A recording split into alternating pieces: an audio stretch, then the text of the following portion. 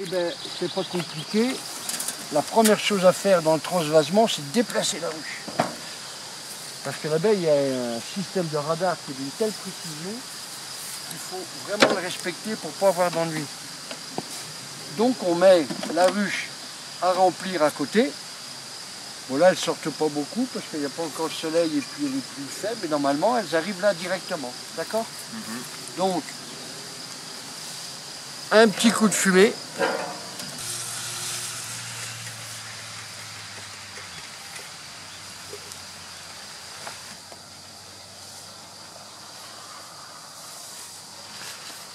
Au printemps, il faut toujours regarder en dessous le couvre-cadre où la reine, elle se balade. Elle se balade beaucoup, d'accord? Au printemps surtout. Ok? Sur le couvre-cadre? En dessous du couvre-cadre ou sur les parois. Okay. Donc, bah là, le transvasement, il est d'une simplicité. Alors, je vais quand même mettre le voile parce que celles-là, elles sont...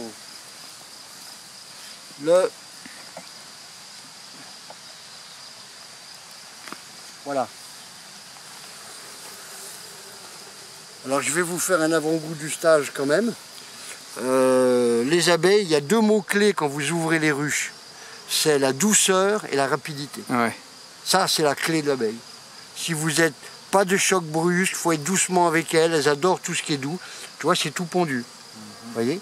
Alors, si, je ne sais pas si tu vas arriver à voir, on voit le couvain ouvert, la ponte d'un jour, 2 jours. Ça, c'est une reine qui va... Elle va péter celle-là, elle va exploser parce que c'est une jeune reine, si vous la voyez, petite noire, qui est sublime. Les autres sont plus du tout venants que celle-là. Je ne sais pas d'où il a sorti celle-là. Alors par contre, pour voir vraiment dedans, ce qu'on fait, on se met au soleil quand il y en a, et on se met le dos comme ça. Et là, vous voyez tout ce qui brille dedans. Les œufs, c'est important de savoir s'il y a eu des œufs, parce que ça veut dire que la reine est là, elle pond. Par rapport à ce qu'on disait tout à l'heure aux cellules royales et au changement des seins, vous voyez si vous avez de la ponte. D'accord? Il y a 3 positions d'œufs. Si vous avez des œufs qui sont verticaux, ça veut dire qu'elle l'a pondu sous 24 heures. Donc ça vous donne des indications très précises. Hein? Là on voit qu'il a plusieurs jours, celui-là. Tac, tac, tac. 3-4 jours, 5 jours. On est en dessous du 8 jours parce que c'est pas operculé. Donc c'est du couvain qui a 3 de 1 à 3-4 jours. Voilà. Bon, la reine n'a pas l'air d'être là. Donc là, comme on a le miel, en fait, on le met en rive de celle-là.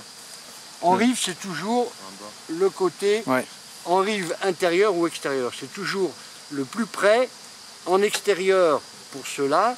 Et là, le couvain doit être. Alors la loi primaire de l'abeille, c'est couvain au milieu, couvain pollen, pollen miel et miel extérieur. Ouais. Pour ce qui est de l'aspect transversal. C'est une couche de cire qu'elles mettent pour que la larve fasse sa métamorphose, sa nymphose, sa pré-nymphose, sa nymphose, etc.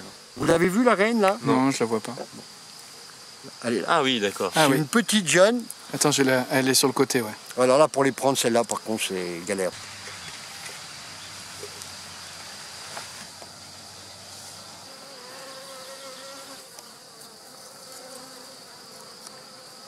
Hop, Sam, tu vas me tenir le cadre, doucement.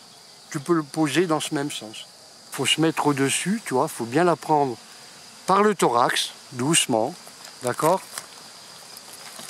Il faut aller très doucement.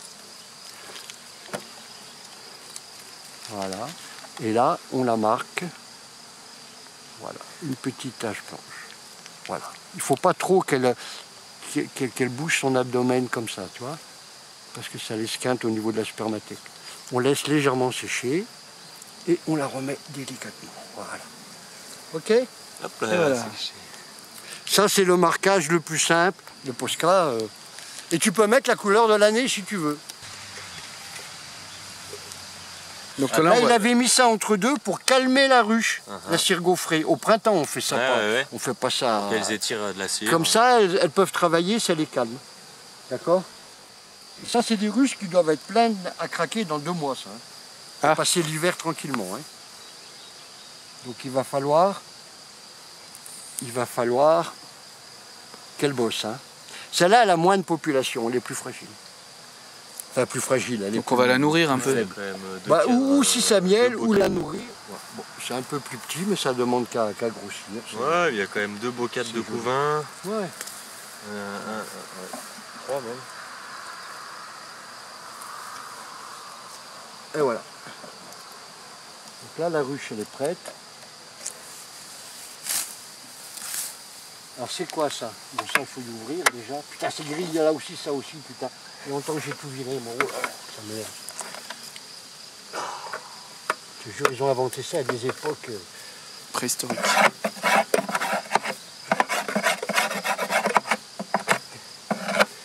Voilà. On peut la laisser ouverte, ou alors, comme ça, tu vois, juste pour réduire un côté. Mais comme elle est plus faible, s'il y avait un problème, là, elle rentre, elle sort, là, de toute façon. Voilà. Donc ça, il faut tout le temps, ben là il n'y a plus d'abeilles dedans, mais il faut tout le temps le mettre comme ça elles rentrent d'elles-mêmes, en fait. Hein, elles finissent de rentrer d'elles-mêmes. S'il y a beaucoup d'abeilles, c'est pas grave, comme la reine est là et tout. Ok? Ok. Alors, voilà, ça tu mets ça comme ça, le plus près possible, c'est ce qu'on appelle le bee-space. Hein? Ah oui, oui, tu m'en as parlé. Et ça c'est hyper important, je veux dire, c'est tout con, mais il y a des époques de l'année où tu peux laisser un vide. Mais moi, dans ce cas-là, je mets toujours un film de plastique ou autre chose. Mais il faut que le haut, il n'y a pas d'aération dans le haut, dans les ruches naturelles. Ça n'existe pas, l'abeille a horreur de ça. Voilà, ok? Après, faites ce que vous voulez, hein, mais... Et voilà.